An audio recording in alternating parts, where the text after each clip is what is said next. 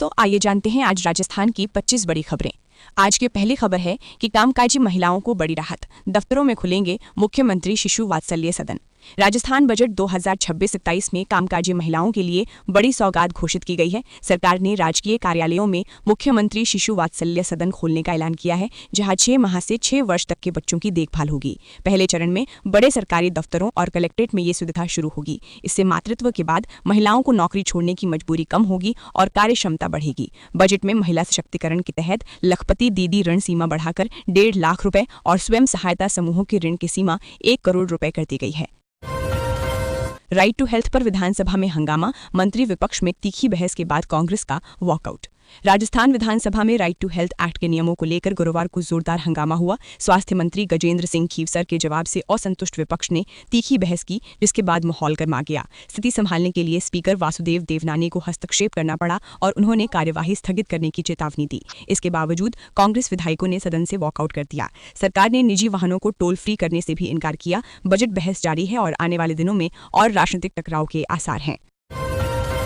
FASTag annual पास के नाम पर साइबर ठगी को लेकर राजस्थान पुलिस ने बड़ी चेतावनी जारी की है। संजय अग्रवाल ने बताया कि ठग नेशनल अथॉरिटी ऑफ इंडिया की नकली वेबसाइट बनाकर लोगों को फंसा रहे हैं। ये फर्जी साइटिंग गूगल सर्च में ऊपर दिखाई जाती हैं और करीब 3,000 रुपए के भुगतान के लिए QR कोड देती हैं। स्कैन करते ही पैसा ठगों के खाते में चला जाता है। पुलिस ने लोगों से अपील की है कि केवल आधिकारिक ऐप या बैंक पोर्टल से ही भुगतान करें और संदिग्ध लिंक से बचें।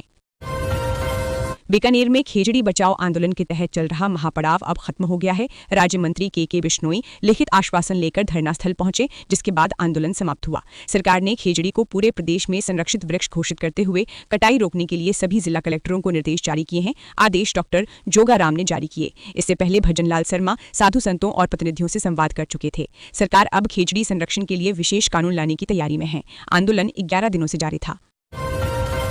राजस्थान सरकार ने बजट 2026-27 में विकास को नई रफ्तार देने वाली कई बड़ी घोषणाएं की हैं। प्रदेश को ऊर्जा क्षेत्र में और मजबूत बनाने के लिए 220, 132 और 33 kV के कई नए GSS बनाए जाएंगे और हजारों मेगावाट क्षमता के सोलर पार्क विकसित किए जाएंगे। बिजली व्यवस्था को आधुनिक बनाने के लिए AI आधारित रियल टाइम मॉनिटरिंग और डिजिटल सेवाएं शुरू होंगी। वहीं शहरों में ट्रैफिक सुधार के लिए कॉम्प्रिहेंसिव मोबिलिटी प्लान लागू किया जाएगा, जिसमें flyover, underpass, smart traffic system और बेहतर पार्किंग सुविधाएं शामिल होंगी। सरकार का कहना है कि इससे विकास और सुविधाएं दोनों तेजी से बढ़ेंगी।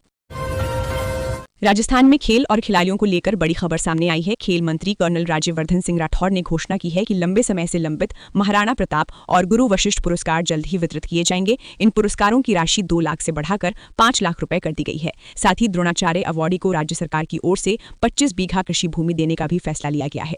मंत्री ने कहा है कि सरकार खिलाड़ियों और कोचेस का मनोबल बढ़ाने के लिए प्रतिबद्ध है और खेल विकास को प्राथमिकता दे रही है। इससे खिलाड़ियों में नई उम्मीद जगी है। केंद्र सरकार इनकम टैक्स से जुड़े नियमों को आसान बनाने की तैयारी में है। नए ड्राफ्ट रूल्स 2026 के तहत कई कामों में पैन कार्ड की अनिवार्यता कम हो सकती है। अब बैंक में साल भर में कुल लेन देन 10 लाख रुपए से कम होने पर पैन देना जरूरी नहीं होगा। 5 लाख रुपए तक की गाड़ी और 20 लाख रुपए तक की प्रॉपर्टी खरीदने पर भी पैन की जरूरत नहीं पड़ेगी।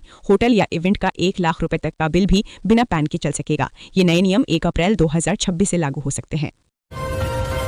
प्रधानमंत्री किसान सम्मान निधि योजना की अगली किस्त से पहले लाखों किसानों के लिए बड़ी खबर सामने आई है। डिजिटल वेरिफिकेशन और सख्त जांच के कारण कई किसानों के नाम लाभार्थी सूची से हटाए जा रहे हैं, जिससे उनकी किस्त अटक सकती है। सबसे ज्यादा असर उत्तर प्रदेश, बिहार, राजस्थान, गुजरात, मध्य प्रदेश, महाराष्ट्र, कर्नाटक और पश्चिम बंगाल के किसानों पर पड़ सकता है।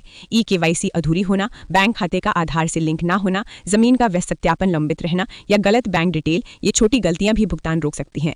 कृषि एवं किसान कल्याण मंत्रालय ने किसानों से तुरंत जानकारी अपडेट कराने की अपील की है, ताकि अगली किस्त बिना रुकावट सीधे खाते में पहुंचे।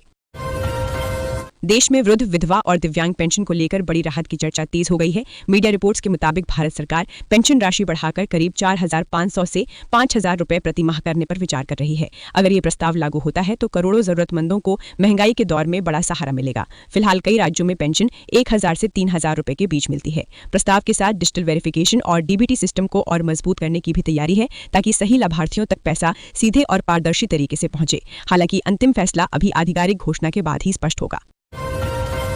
15 फरवरी 2026 से पासपोर्ट बनवाने और रिन्यू कराने की प्रक्रिया में बड़े बदलाव लागू हो रहे हैं। भारत सरकार और विदेश मंत्रालय पासपोर्ट सिस्टम को पूरी तरह से डिजिटल और तेज बना रहे हैं। अब पुलिस वेरिफिकेशन ऑनलाइन डेटा से होगा, जिससे पासपोर्ट 5 से 7 दिन में मिल सकता है। डिजी लॉकर से दस्तावेजों का ऑनलाइन मिलान होगा और कम कागज लगेंगे। रिन्यूअल में ढील, सिंगल पेरेंट्स को राहत और छोटे शहरों में नए पासपोर्ट सेवा केंद्र भी खुलेंगे। साथ ही चिप वाला ई पासपोर्ट तेजी से जारी होगा।